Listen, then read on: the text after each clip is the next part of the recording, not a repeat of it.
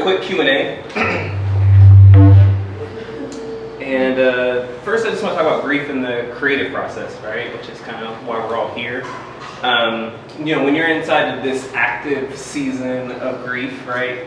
Maybe you're more like under the waves and less cruising on the waves.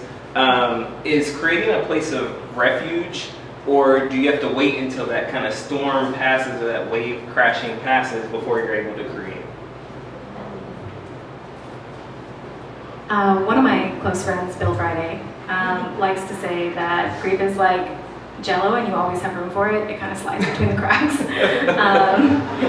And to that point, I think the grief is always there. If I waited for it to go, I wouldn't write. Yeah, I feel like grief and creating in your grief is a responsibility to yourself to heal through the grief. And I don't know what I would do in my grief if I wasn't creating. I think I'd drown. Okay. Yeah, that's fair. Thank you. Round of applause for that.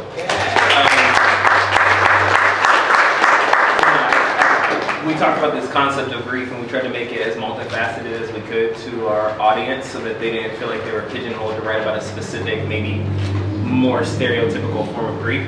And part of that can be grieving like a past you or a past time. And so you both write about freedom a lot, and you write about survival within that. How do you grieve past versions of yourself or time that you both lost in difficult systems without letting that grief overshadow your present joy? And I'll let that breathe a little bit, because obviously I'm implying a lot without saying I'm sharing your narrative, but I know you both of your stories. So yeah, how do you do that? I think Ra and I, we have both experienced a lot of grief. And I think that one of the things that makes our friendship so special is that we grieve so differently. I feel like my grief runs a lot deeper for things and people and journeys that are still alive. I've come to accept death as like, oh, it's just a necessary thing. It's just, everybody has to do it. Everything has to do it. Like, nothing is permanent. But on the flip side of that is people who are alive, people who are suffering, people who feel isolated and sad. Like, my heart is in a constant state of like breaking for people like that. I've been that person. I continue to be that person. And it's like, it kind of sometimes keeps me in a state of like helplessness, like I want so badly, because you know the survival and thriving in life is available for people, and it's like, how do you free people from physical cages, from prisons, from incarceration, from sadness, from depression, from mental health issues? It's like the people who are alive are so close to like living that I feel like the people who have passed have reached a level of like healing that we're all trying to not die, but we're trying to heal. I get that peace. Yeah, I think that's exactly right. I'm the opposite. Death is real sad, and we should be sad about it for a long time. Versus like my time in prison, I feel like was still me living. It's a very different shape than what anyone out here could know or understand. I often tell Asia that I feel like I find a cultural similarity to people who have done time, no matter how different that is. It's like I'm half Indian, half Mexican, so I don't regularly bump into that mix, but meeting someone from either side, we share an element of culture. And when I meet someone who did time, I share culture with them, because it's a country, it's a place that no one else really knows. Y'all hear about it in movies and you make believe what you see, but I was there, I saw it, I saw the women inside. And they were loving and kind and good to me. And when my husband died, they ran across cafeterias to give me hugs, even if it got them in trouble. And they split half of their net wealth to feed me, because I wasn't eating And they sat outside the shower and sang songs, so I would shower. So I was still very much living in that situation, but I didn't get to come home and be a wife because my husband died. And that's very permanent. So yeah, I think Geisha and I talk a lot about this in back and forth, which is like there's sadness on all sides, and there's life on all sides of it. And sometimes it's good to just remember that what you're stuck in is not the only viewpoint or vantage.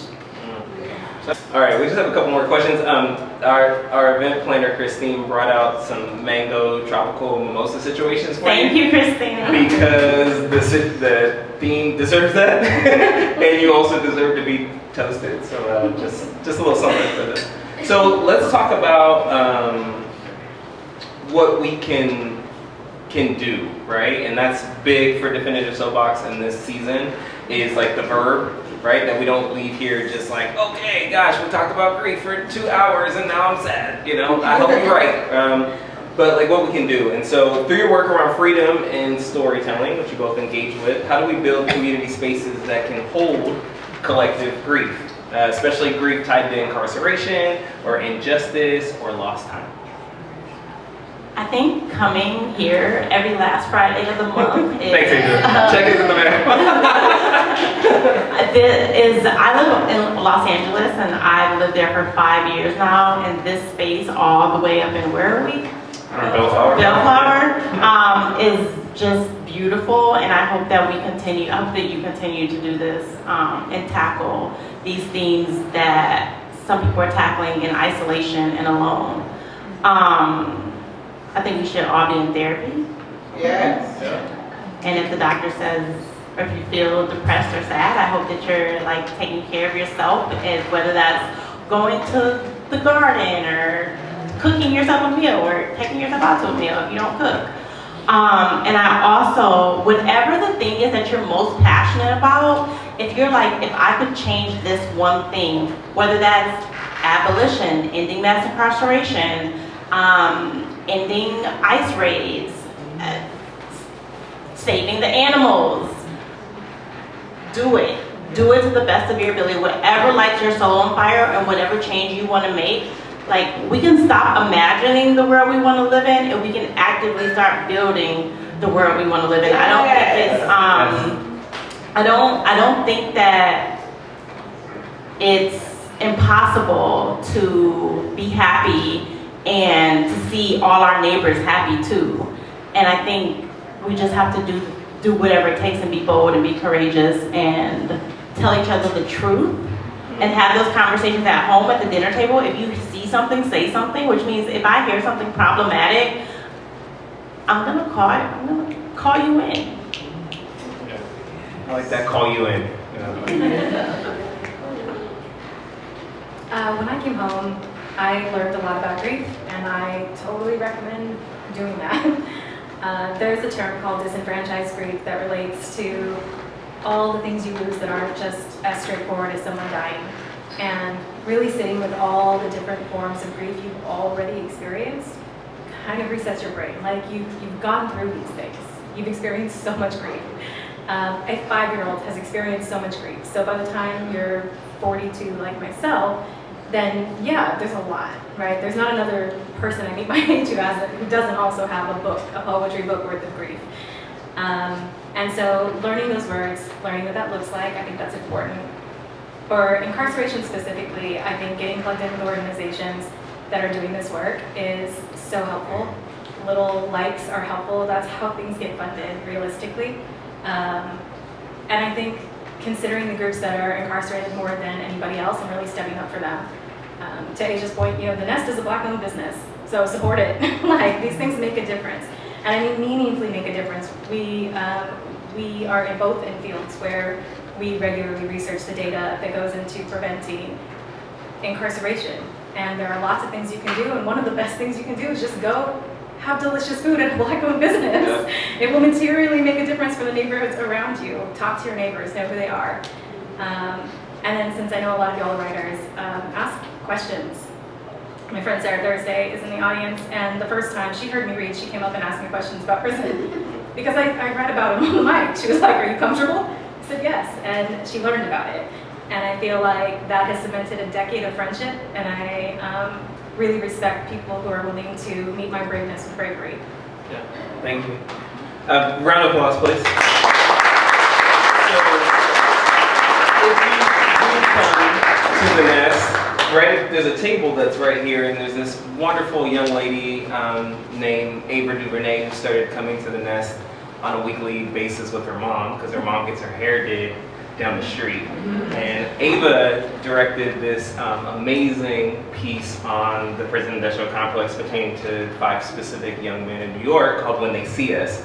And I'll be honest, when I saw When They See Us, it killed me. It absolutely flattened me, because I think that there's an invisible population, right, that is happening, that you address a lot in your work, that I was eliminated to. So check out work that deals with people that are not being seen, but are making up a big part of our population. And then, how can we watch Beyond? Or can you tell us about that real quick, and then maybe tell us how we can see it? I directed a film called Beyond alongside. Give it up, give it up. Co-director Michael Kleiman, and it is about men who are currently incarcerated in Sing Sing, which is a maximum security prison in New York State, and each of these men is on their own individual healing journey, taking accountability for harm they might have caused, admitting and accepting the harm that was done to them, because I think one of the things that we fail to talk about is that the binary of victim-perpetrator are like, that's a binary that's often 2 sides of the same coin.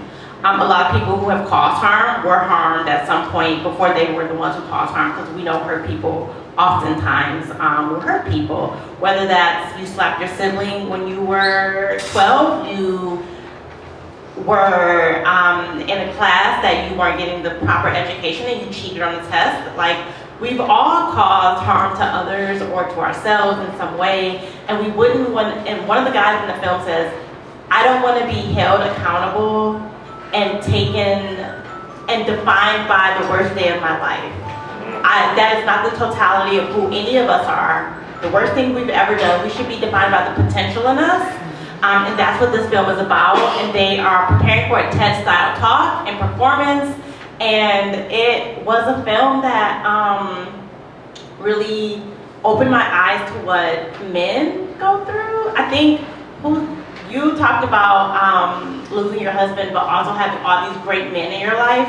And I think I've been blind to, my dad died when I was 11. I don't have any brothers, I don't have any sisters. I just like have been like bombarded with these men who like are and so I met all of these men in Sing Sing who were kind and vulnerable and willing to share and open and healing and in therapy, and I was like, oh, you do exist, you just all are in cages and we need to free y'all ASAP. So this film is about that healing journey and about being accountable, but also being forgiving of yourself and being forgiven by society, and redefining what we are and who we are to the people and that we care about.